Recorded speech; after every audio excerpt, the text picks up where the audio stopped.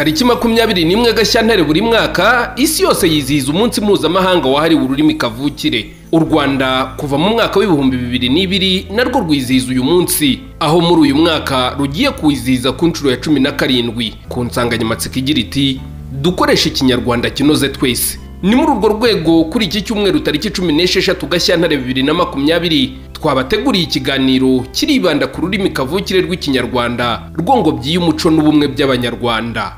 Turarebera hamwe ibibangamiye imikoreshereze y'ikinyarwanda kinoze n'uburyo byakwirindwa, ariko kandi turanarebera hamwe uko indimi ishami z'ikinyarwanda zakomeza kurindwa kuko nazo ni izindi mbaraga z'ururimi kavukire rw'ikinyarwanda. Iki kiganiro muragikurikira kuri televiziyo na radio Isango Star guhera saa 6:30 z'amanywa. Ntimucikwe.